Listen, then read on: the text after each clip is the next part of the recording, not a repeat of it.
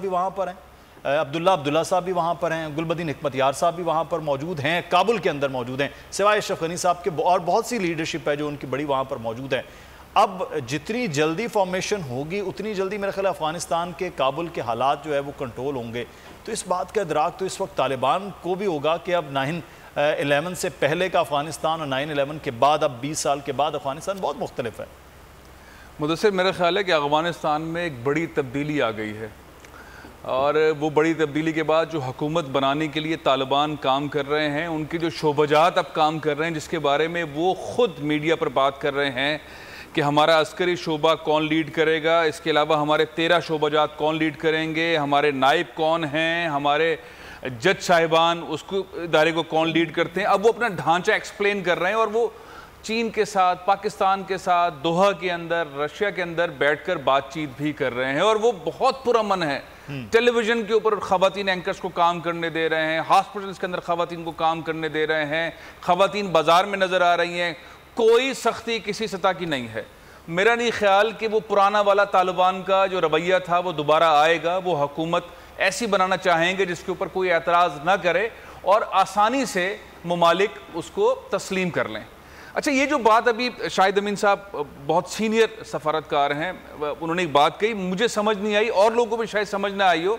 तालिबान ने अफगानिस्तान पे कब्जा कर लिया, 30-35 हज़ार तालिबान, 3.5 लाख अफगान फौज, 1.5-1.25 लाख अमरीकी, नेटो, ये सब मिला लिया जाए, कमज़ोर कैसे कब्जा कर सकता है? कमज़ोर कैसे, जिसकी अपनी सरजमीन है, कमज़ोर है, जिसके पास हथियार नहीं है, जिसके पास टेक्नोलॉजी नहीं है, जिसके पास चप्पल जूते नहीं है, जो छोटे से पिस्तौल के साथ या बंदूक के साथ या उस कब्जे वाले सामान के साथ है, जो 20 साल से 40 साल से पिट रहा है, मुसलसल पिट रहा है, वो अपने मुल्क पे कब्जा कैसे करेगा? अमरीकी फौजी हैं रहे, वो खुद भागे, उन्होंने खुद फैसला किया कि हम यहाँ से निकल रहे हैं, नेटो ने फैसला किया हम यहाँ से निकल रहे हैं, इंडिया वहाँ पे बहुत परेशान रहा, इंडिया तो खैर मातम ही मचा रहा है मुसलसल अब तक।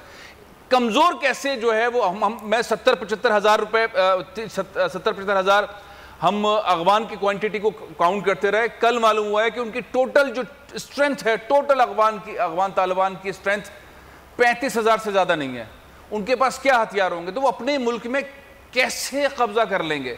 ये फतह है कि ये कब्जा है? एक तो ये बहुत ही बड़ा इंपॉर्टेंट किस्म की चीज़ है कि अपने मुल्क के अंदर जो काबिज रहे उनको जाने के बाद, उनको भगाने के बाद, जब वो आ रहे हैं पुरअमन तौर पर इंसानी हकूक़ की खिलाफ वर्जियों नहीं कर रहे हैं, ख़वातीन को मौका दे रहे हैं, ममालिक से रब्ता कर रहे हैं, सफारतकारी से के ज़रिए रब्ता कर रहे हैं, मीडिया को बात करने दे रहे हैं, मीडिया चला रहे हैं, रेडियो और टीवी चला रहे हैं, सारे टेलीविजन चैनल्स पे दुनिया भर पे इंक्लूडिंग पाकिस्तान के चैनल्स के ऊपर उनके तर्जुमान मुकम्मल हर सवाल का जवाब दे रहे हैं और वो हर सब के साथ ताउन कर रहे हैं।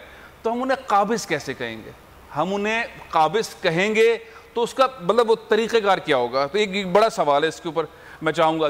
तीसरे मैं मुदस्सिर एक छोटी सी बात कहना चाहता हूँ। जो पिछले 24 घंटों में और 48 घंटों में जो सूरत हाल बदली, जिसके ऊपर बाइडन एडमिनिस्ट्रेशन ने भी कहा कि हमें अंदाज़ा नहीं था, और बाइडन ने कल प्रेसिडेंट बाइडन ने अपनी स्पीच के अंदर भी तस्लीम भी कर लिया और हार भी मान ली, और अपने फैसले को उन्होंने दोबारा से ये भी कह दिया कि मैं अपने फैसले पर कायम हूँ। हिंदुस्तान के अंदर जो 15 अगस्त को होता रहा, हिंदुस्तान के चैनल्स के ऊपर जो होता रहा, पाकिस्तान के इसके ऊपर असरात क्या हैं? मैं कुछ ऐसे टोले या ऐसे ग्रोह जो इंडियंस के कंट्रोल में या प्रो इंडियन एनवायरनमेंट में चलते थे, उसके हवाले से एक पश्तो चैनल का एक जुमला या खबर कोट करना चाहता हूँ जो मेरे एक दोस्त ने भेजा, अपने उसने तर्जुमा भी बताया कि ये जो अशरफ गनी थे, जब ये गए तो इनके सेटअप में तकरीबन 150 से ज़्यादा ऐसे लोग या टीम उनकी थी जो सोशल मीडिया के काम करती थी, जो पाकिस्तान के ख़िलाफ़ प्रोपेगेंडा करती थी, पाकिस्तान में PDM और बलूचिस्तान के अंदर बदगुमानी और दहशतगर्दी से मुतालिक रॉ के नेटवर्क को चलाती थी, उसका इंकिशाफ हुआ।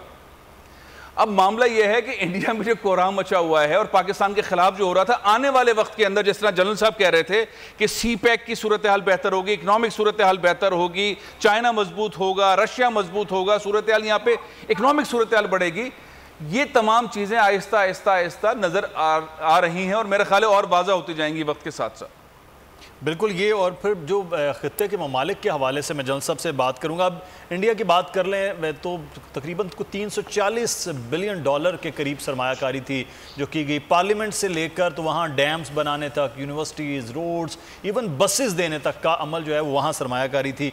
लेकिन उसके बाद अब जो सूरत हाल है वो खासी एक इस वक्त परेशान कुन है इंडिया के लिए। लेकिन दूसरी जानिब जो अहम पॉइंट है वो इस वक्त वहाँ पर चाइना के हवाले से, चाइना की बहुत लंबी चौड़ी करीब 440 मिलियन के करीब सरमायाकारी है जनरल साहब।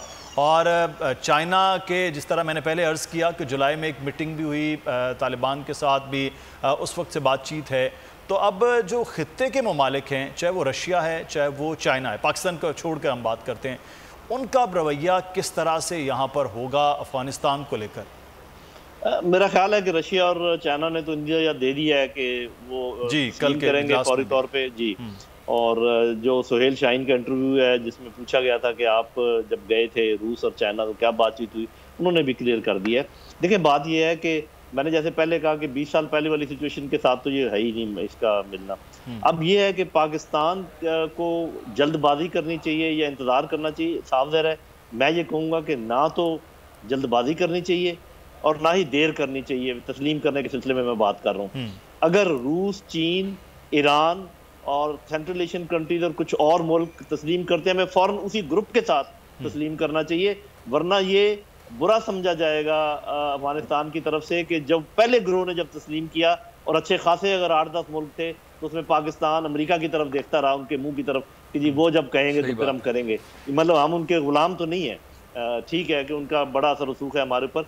एक बात जो हुई है ये अपने कि ये कब्जा है या कुछ ऐसे, मैं सिर्फ इतना कहूँगा कि अगर हम तीनों जो बातचीत कर रहे हैं अगर उसमें जनरल तो मैं ही हूँ और मैं समझता हूँ कि कोई भी बड़ी से बड़ी फौज 10 दिन में एक कोने में से चलकर दूसरे कोने तक चल कर दिखा दे अफगानिस्तान में, ये मुमकिन ही नहीं है।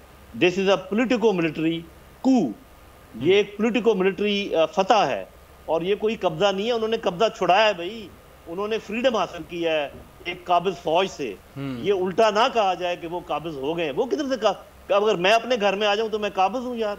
हाँ, अगर आप मेरे घर में आ जाए आपको मैं निकालूं तो मैंने कब्जा छुड़वाया है। तो मेरी ये अंडरस्टैंडिंग है। बाकी हम बहुत इज्जत करते हैं, बड़े सावधार एक्सीलेंसी बहुत ज़्यादा जहाँ दीदा है हमारे मुकाबले में, तो ख़ासकर वो डिप्लोमेसी को तो बहुत ज़्यादा समझते हैं। हम फौजी हैं, सीधा ठेठ चीज़ समझते हैं ब्लैक एंड वाइट में, तो ये फ़र्क तो है, मैं मानता हूँ। लेकिन देखें, अगर आपको याद हो, मुझे नहीं पता कि जब ये इनखला शुरू हुआ तो मैं वाहिद शख्स था पाकिस्तान में एनालिस्ट जो कह रहा था कि शुक्र है अफगानिस्तान में अमन आने जा रहा है। लोग कहते नहीं क़यामत सुगरा बर्पा हो जाएगी, यहाँ एक सिविल वॉर होगी, और मैं कहता नहीं सूरज तुलू हो रहा है, रोशनी हो रही है।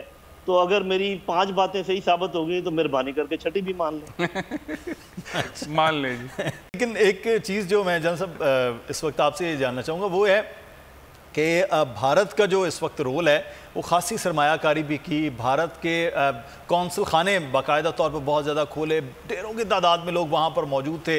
और फिर वो ये कहा जाता है कि अजीत डोवल का एक जो पूरा प्लान था पाकिस्तान की मगरबी सरहद में इंसर्जेंसी का, NDS के साथ मिलकर रॉ का, वो खासा डिस्टर्ब हुआ है। तो इस वक्त जो भारत है सलामती कौंसिल में तो वो अपना आप दिखा रहा है, जिस तरह से पाकिस्तान को दूसरे इजलास में भी इजाज़त नहीं दी गई है। तो ये अब कहाँ निकलेगा कि भारत अब अफगानिस्तान के तमाम तर मामलात में कहाँ खड़ा होगा? ये देखें, मेरा ख्याल है जितना सदमा अमेरिका को पहुंचा है उससे ज़्यादा भारत को पहुंचा है। इसलिए कि भारत का ये ख्याल था, अमेरिका ने तो प्लान करके अपनी एवैक्यूएशन की है ना, भारत का ये ख्याल था कि चूंकि खाना जंगी जारी रहेगी और हम अफगान तालिबान के खिलाफ फोर्सेस का साथ देंगे और आग लगाते रहेंगे, तेल होना नहीं चाहिए। अफगानिस्तान देखें अभी एक मुल्क है, अगर वो इंडिया के साथ अपने ताल्लुकात बहाल करते हैं, वहाँ पर कोई इकोनॉमिक एक्टिविटी शुरू होती है तो उसका हमें कोई प्रॉब्लम नहीं होना चाहिए। क्योंकि एक बात मैं कह देता हूँ जुमला कि अशरफ गनी से ज़्यादा पाकिस्तान के हक में बुरी हुकूमत ना इससे पहले रही है ना इंशाल्लाह इसके बाद कभी आ सकेगी। इतना बुरा था वो हमारे हक में कि रॉ को उसने जगह दी हुई थी, उनकी ट्रेनिंग वो करते थे और हमारे ऊपर वो छोड़ते थे तहरीक तालिबान पाकिस्तान को बलूचिस्तान की तरफ से और ये इनकी सरहद की तरफ से, और उन्होंने हमारा बहुत खून बहाया है, बहुत ज़्यादा खून बहाया है, बहुत नुकसान पहुंचाया है। हम उस दौर में से अल्लाह ताला के फजल करम से अभी निकल रहे हैं। 2-3 महीने और तहरीक तालिबान पाकिस्तान में जान रहेगी उसके बाद आप देखेंगे इनकी जान ख़त्म हो जाएगी इंशाल्लाह।